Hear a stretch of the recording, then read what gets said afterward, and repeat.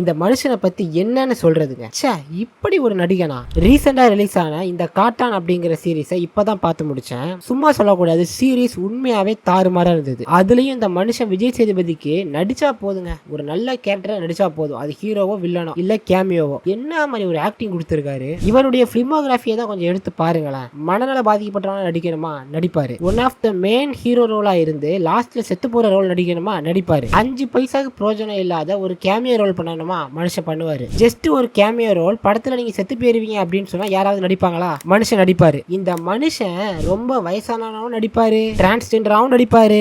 இது எல்லாத்தையுமே கூட விடுங்க, அவர் நினைச்சா அந்த ஆக்ட்ரஸ் கூட ஹீரோவாவே நடிக்கலாம். ஆனா கதைக்காக அதே ஆக்ட்ரஸ்க்கு அப்பாவா நடிப்பாரு. ஒரு பைத்தியக்காரனா நடிப்பாரு, வாய் பேசாம படம் நடிக்கணும்னா நடிப்பாரு. இது எல்லாத்தையுமே விட ஹைலைட்டா, உடம்பு இல்லாம வெறும் தலை மட்டும் வேணும் சார் அப்படின்னு கேட்டா கூட இந்த மனுஷன் நடிப்பாருங்க. நீங்க இன்னுமே காட்டான்ங்கிற வெப் சீரிஸ் பார்க்கல அப்படின்னா மறக்காம போய் செக் அவுட் பண்ணுங்க, ரொம்ப நல்லா இருந்தது. இதே மாதிரி இன்ட்ரெஸ்டிங்கான வீடியோ பார்க்கணும் அப்படின்னா நம்ம ஐடியா ஃபாலோ பண்ணிக்கோங்க.